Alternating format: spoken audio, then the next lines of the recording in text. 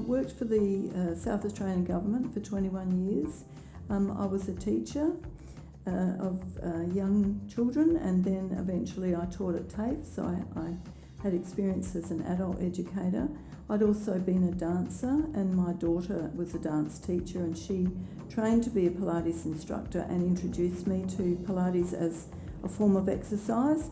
And so for 10 years I was a client of Pilates, and it just suited me. I'm not really a gym junkie, so Pilates suited me. It was very similar to dance. And so after 21 years in government, there was an opportunity to take a separation package. They do that every now and then. And I thought, why not? Let's try something different. And so I took the package and trained to be an instructor. My daughter supported me through that. It took a couple of years, and then I started teaching clients, initially in her studio, and then eventually I moved into my own studio. So I had my own business right from the start, and I focused on people over 50. So it was a niche market business, and it was very popular.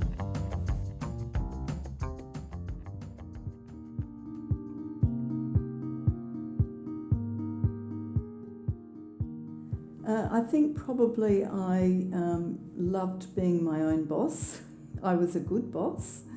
But the most rewarding thing was that I created a safe space for people over 50, or in the end it was people over 40 mostly, right up into their 80s, a safe place for people to exercise, people who'd been anxious about going to a gym or somewhere where they just felt that there weren't many people like them, and just seeing them grow in their strength and their confidence, seeing them enjoy the safe haven that the studio became for them, seeing the community build between the clients. It was just very satisfying and rewarding, and I have no regrets at all about having done that, and it was 9 really good years.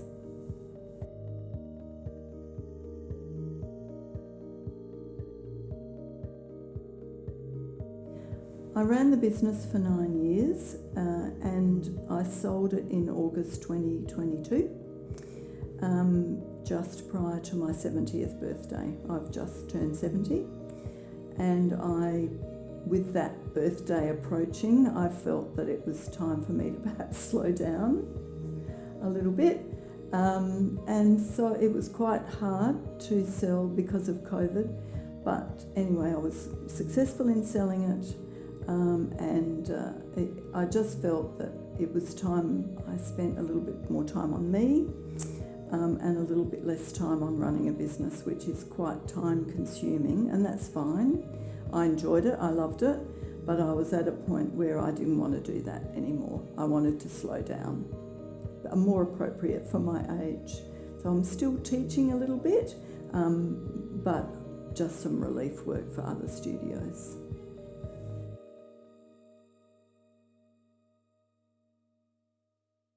I think just the constancy of it. Anyone that's run their own business will tell you it's the most satisfying thing they've ever done, but it is a bit 24/7. If you're going to be client focused, then you do need to be prepared to give lots of time to your business, and you have to allocate time to work on your business as well as in your business, otherwise you won't have a business. You can never reach, even after 9 years, you can never reach a point where you think, well, I'm done, I don't need to market anymore. I certainly got to a point where I didn't need to market as fiercely because I got clients in through word of mouth from other clients. But it was just, it was a lot of work. It was full on. And it was basically a 20, 25 hour a week job. It wasn't a full-time job. It could have been. I could have taught more hours, but I just thought I don't want to. And so I employed 8 staff to help me with the business, which is expensive, but that's fine. So I was just ready to not have 25 hours of work on my plate and not go away and still get messages and phone calls and just have some downtime.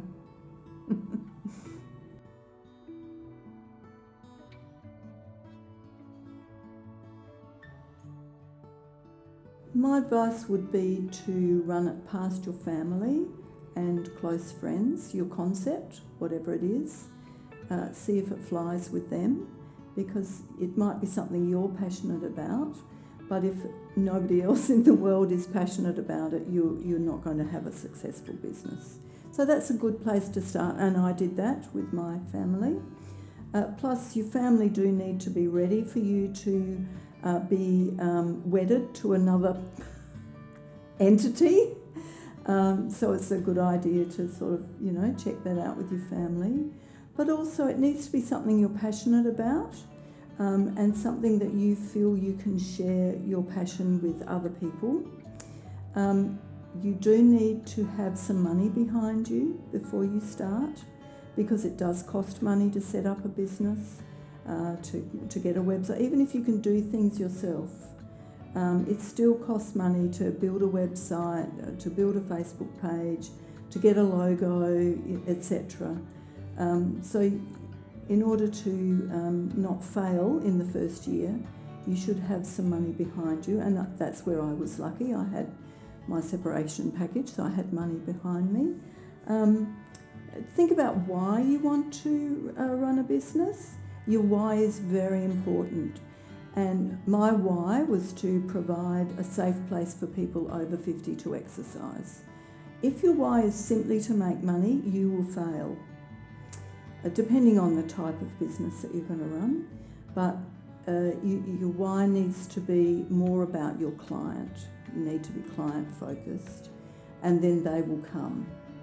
You need to be prepared, I think, to start slowly, and then just it will build up if you put in the effort and the time. So make sure you know why you want to do it. Make sure you know where you want to do it. Do you want to work from home? Do you want to do it online? Do you want to hire premises? Do you want to just make some extra income through a bit of a hobby business, which a lot of retirees do, which is fine. They're all very different businesses. So you need to scale your business to suit you. And that's one of the things I talk to people about when I coach them, scaling their business, particularly if they are retirees or approaching that older age group. And of course, you want to make some extra money, fine. Or you want to make an income, fine. Just make sure that's not your be-all and end-all. That would be my advice.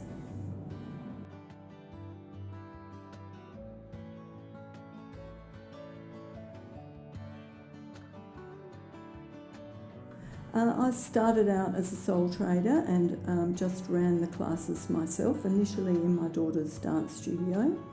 But because I had selected a niche market, and it is very important to know what your niche is and to know what your client looks like, to have an idea of your ideal client. And I've talked about what my ideal client was.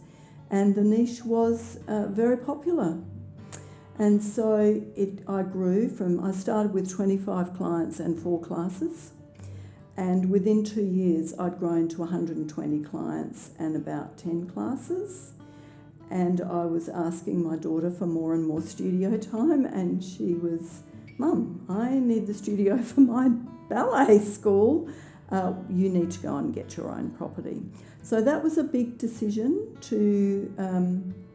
I had to decide whether I wanted to keep growing, or I could have just scaled it and kept it at that and had waiting lists, which may have been more sensible, but that's not the way I'm an entrepreneur, so that's not how I do things. So I leased a building on the same property as her studio, and then that became a serious business, and then I really needed to employ staff.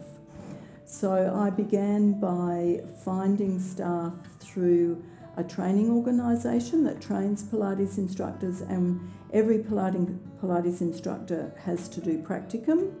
And so I brought those students in to do practicum in my studio, which was a fantastic way of checking out whether or not they fitted with my culture. because every business has a culture, and my culture was a community, warm, accepting, and I wanted staff that would fit with that culture. So part of my role was to lead them to be like that, and we had a motto actually, which my mentor, who helped me with my training, who was a woman that I learnt ballet with when I was younger, very Adelaide, and she became a professional dancer and trained as a Pilates instructor. So she mentored me through, and she said, Elizabeth, keep them moving, keep them happy, keep them safe. And that was my motto, and my clients knew that and my staff knew that. So in terms of managing the staff, I ended up with 8 staff and about 34 hours of timetable and 180 clients. So it was crazy by the time I sold it. But you need to be aware of the needs, the personal needs of your staff. You need to be there for them. You need to make it easy for them to take time out if they need to and be prepared to step in and teach their classes. You need to be empathetic. Certainly set a standard, and there was the odd occasion where I would say, I can't accept this. Be very clear about what your expectations are. So I had job descriptions, I had a code of conduct, which they all got and signed before they started teaching with me, before they signed their contract.